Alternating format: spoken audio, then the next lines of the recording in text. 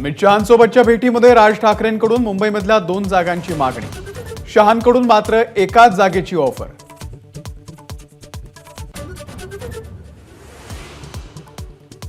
अमित शहा आणि राज ठाकरेंमध्ये सकारात्मक चर्चा, बाळा नांदगावकर यांची प्रतिक्रिया। तर राज ठाकरे सांगतील त्या जागेवरून लोकसभा लढणार, नांदगावकरांचं वक्तव्य।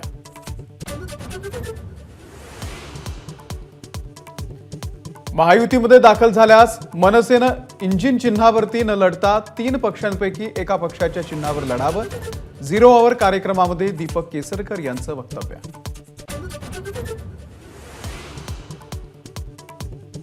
महाराष्ट्रामध्ये ठाकरे नावाशिवाय मतं मिळत नाहीत, आणखी एक ठाकरे चोरण्याचा प्रयत्न, राज ठाकरे आणि शहांच्या भेटीवर उद्धव ठाकरेंची टीका।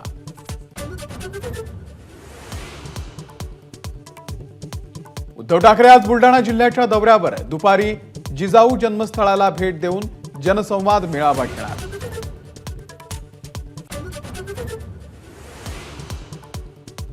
महाराष्ट्रामधील उमेदवारांची यादी 21 मार्चला जाहीर होणार, काँग्रेसचे प्रदेश अध्यक्ष नाना पटोलेंची एबीपी माझाला एक्सक्लुझिव्ह माहिती।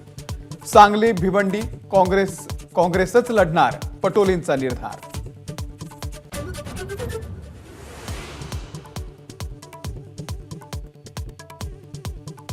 सांगलीची जागा 100% ठाकरे गटाचीच, संजय राऊत यांचा दावा। ठाकरे गटानं परस्पर उमेदवार जाहीर केल्यानं काँग्रेस नेते आज दिल्लीमध्ये पक्षश्रेष्ठींकडे तक्रार करण्याची शक्यता।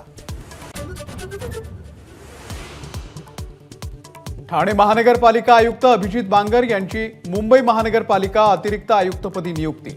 तर अश्विनी भिडे मुंबई मेट्रो रेल कॉर्पोरेशनच्या नव्या व्यवस्थापकीय संचालक।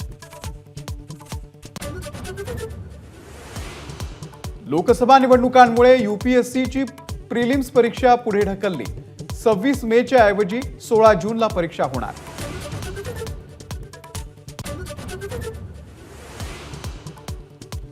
भिवंडीच्या वलपाडा परिसरामध्ये भीषण आग, एकूण 8 गोदामं आणि दुकानं जळून खाक, 4 तासांनी आग नियंत्रणात। मुंबई आंतरराष्ट्रीय विमानतळावरती 100 कोटींचं कोकेन जप्त, इंडोनेशिया आणि थायलंडच्या 2 महिलांना अटक।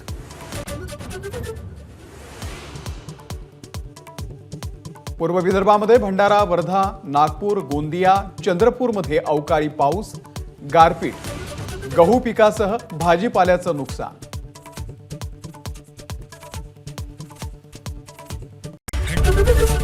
एबीपी माझा, उघडा डोळे बघा नीट।